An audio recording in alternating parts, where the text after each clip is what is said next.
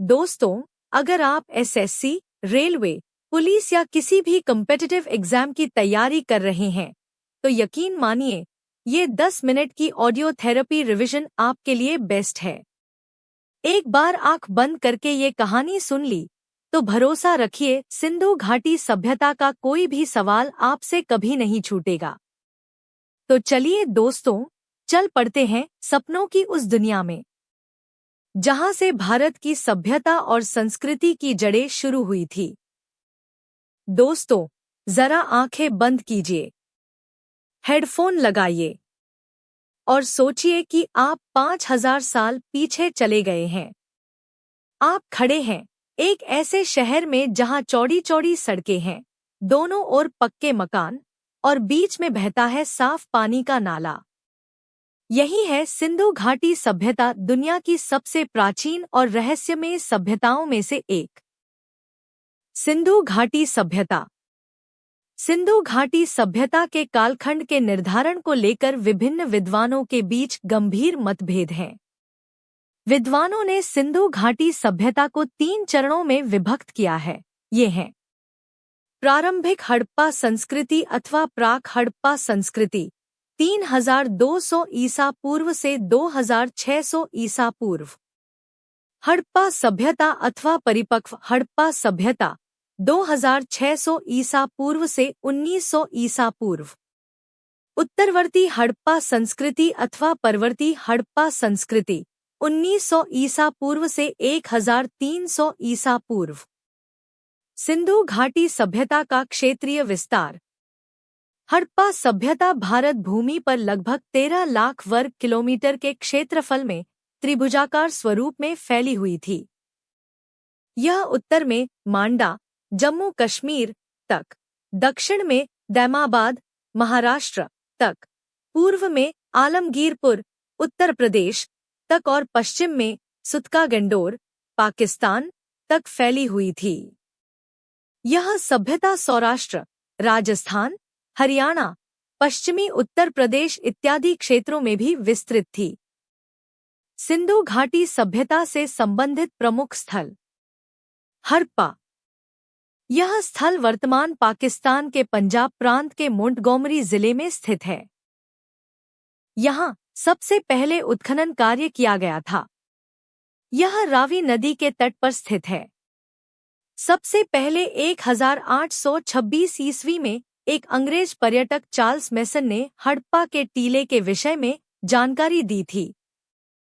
इसके बाद हड़प्पा स्थल की विधिवत खुदाई 1921 ईस्वी में श्री दयाराम साहनी के नेतृत्व में आरंभ हुई थी। इस स्थल पर आबादी वाले क्षेत्र के दक्षिणी भाग में एक कब्रिस्तान प्राप्त हुआ है, जिसे विद्वानों ने कब्रिस्तान एच का नाम दिया है। हड़प्पा से हमें एक विशाल अन्नागार के साक्ष्य भी मिले हैं।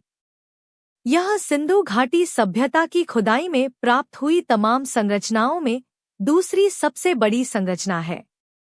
इस अन्नागार में 6 से 6 की 2 पंक्तियों में कुल 12 विशाल कक्ष निर्मित पाए गए हैं।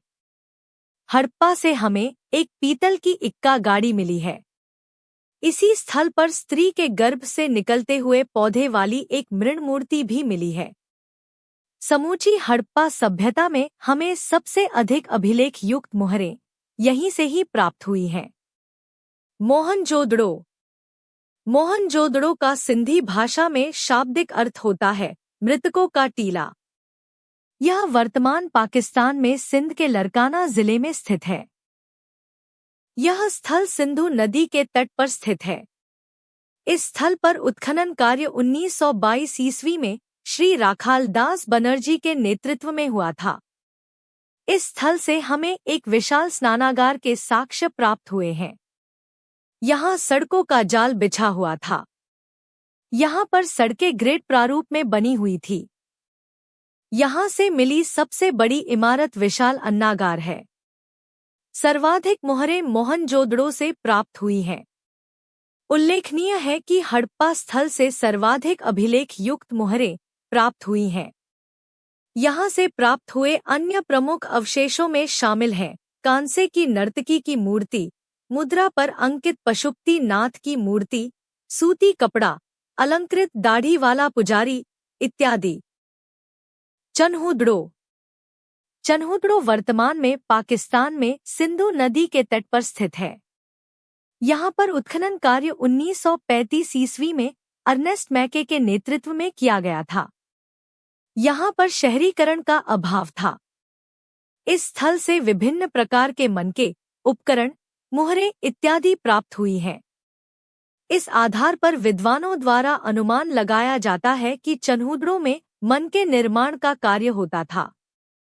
इसीलिए इस स्थल को सिंधु घाटी सभ्यता का औद्योगिक केंद्र भी माना जाता है। चन्हूदड़ो सिंधु घाटी सभ्यता का एकमात्र ऐसा स्थल है जहां से हमें वक्राकार ईंटों के साक्ष्य प्राप्त होते हैं। कालीबंगा। कालीबंगा स्थल वर्तमान राजस्थान के हनुमानगढ़ जिले में स्थित है। यह प्राचीन सरस्वती नदी के तट पर स्थित था। इस स्थल की खोज 1953 ईस्वी में अमलानंद घोष द्वारा की गई थी। कालीबंगा नामक स्थल से हमें जुते हुए खेत, एक साथ 2 फसलों की बुवाई, अग्निकुंड के साक्ष्य मिले हैं। यहाँ से जल निकासी प्रणाली के साक्ष्य नहीं मिलते हैं। यहाँ से बेलनाकर मोहरों, अलंकृत ईंटों के साक्ष्य मिले हैं। लोथल। लोथल वर्तमान में गुजरात के अहमदाबाद में भोगवा नदी के तट पर स्थित है। यह स्थल खंभात की खाड़ी के अत्यंत निकट स्थित है। इस स्थल की खोज 1957 ईस्वी में श्री S.R. राव द्वारा की गई थी। सिंधु घाटी सभ्यता का यह स्थल एक प्रमुख बंदरगाह स्थल था। सिंधु घाटी सभ्यता के इस बंदरगाह स्थल लोथल में एक विशाल गोदी बाड़ा मिला है। लोथल से धान व बाजरे दोनों के साक्ष्य मिलते हैं। इस बंदरगाह स्थल से हमें 3 युगल समाधियों के साक्ष्य भी प्राप्त होते हैं। धौलावीरा। धौलावीरा वर्तमान गुजरात के कच्छ जिले की भचाऊ तहसील में स्थित है। यह सिंधु घाटी सभ्यता कालीन स्थल मानहर व मानसर नदियों के पास स्थित है।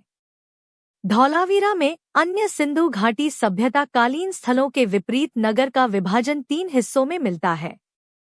सिंधु घाटी सभ्यता कालीन अन्य नगरों का विभाजन 2 हिस्सों में किया गया था। धौलावीरा में हमें बांध अथवा कृत्रिम जलाशय के साक्ष्य मिले हैं। इससे यह सिद्ध होता है कि इस नगर में जल प्रबंधन की उत्कृष्ट व्यवस्था मौजूद थी। इनके अलावा अन्य स्थलों में राखीगढ़ी, संघोल, रोपड़, कोटदीजी इत्यादि शामिल हैं। सिंधु घाटी सभ्यता में नगर नियोजन। सड़कें समकोण पर काटती थी और इस प्रकार से नगर योजना एक ग्रिड प्रारूप अर्थात जाल पद्धति पर आधारित थी। सिंधु घाटी सभ्यता में जल निकासी प्रणाली भी अपना विशेष महत्व रखती है। इस दौरान शहर में नालियों का जाल बिछा हुआ था। भवन निर्माण के लिए पक्की ईंटों का प्रयोग किया जाता था। सिंधु घाटी सभ्यता कालीन प्रत्येक घर में एक रसोई घर और एक स्नानागार होता था। नगर को 2 हिस्सों में विभाजित किया जाता था। एक पश्चिमी टीला होता था जिसे दुर्ग कहते थे, जबकि दूसरा हिस्सा पूर्वी टीला होता था जिसे निचला नगर कहते थे। सिंधु सभ्यता कालीन लोगों की सामाजिक स्थिति। यह समाज मात्र सत्तात्मक रहा होगा। इतिहासकारों के अनुसार समाज 4 वर्गों में विभक्त था: विद्वान, योद्धा, श्रमिक और व्यापारी। ये लोग शाकाहार और मांसाहार दोनों ही तरह के भोजन का प्रयोग करते थे।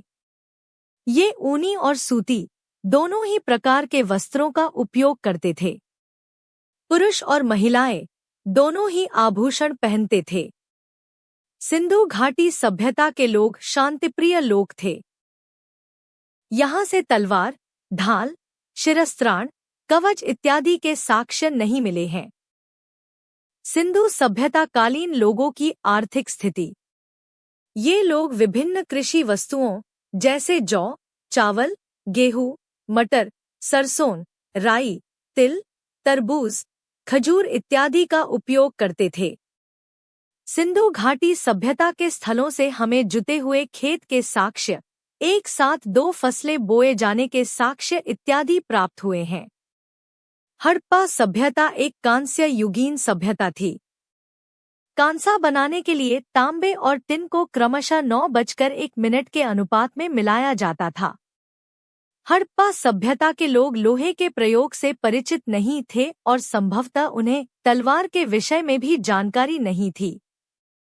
इस दौरान आंतरिक और बाह्य दोनों ही व्यापार समृद्ध अवस्था में थे। सुमेरियन सभ्यता के लेखों से ज्ञात होता है कि विदेशों में सिंधु सभ्यता के व्यापारियों को मेलुहा के नाम से जाना जाता था। लोथल नामक सिंधु घाटी सभ्यता कालीन स्थल से हमें फारस की मुहरें प्राप्त होती हैं तथा कालीबंगा से बेलनाकर मुहरें प्राप्त होती हैं।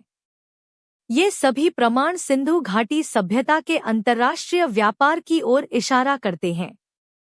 सिंधु घाटी सभ्यता का पतन। सिंधु घाटी सभ्यता का पतन कैसे हुआ, इसके संबंध में विभिन्न विद्वानों के अनेक मत हैं, लेकिन उनमें से कोई भी मत सर्वसम्मति से स्वीकार नहीं किया जा सकता क्योंकि ये सभी मत सिर्फ अनुमानों के आधार पर दिए गए हैं। Garden child, Mortimer wheeler, Piggott महोदय जैसे विद्वानों ने सिंधु घाटी सभ्यता के पतन का कारण आर्य आक्रमण को माना था, लेकिन विभिन्न शोधों के आधार पर अब इस मत का खंडन किया जा चुका है और यह सिद्ध किया जा चुका है कि आर्य बाहरी व्यक्ति नहीं थे, बल्कि वे भारत के ही मूल निवासी थे। इसलिए आर्यों के आक्रमण के कारण सिंधु घाटी सभ्यता के पतन के मत को वैध नहीं माना जा सकता है।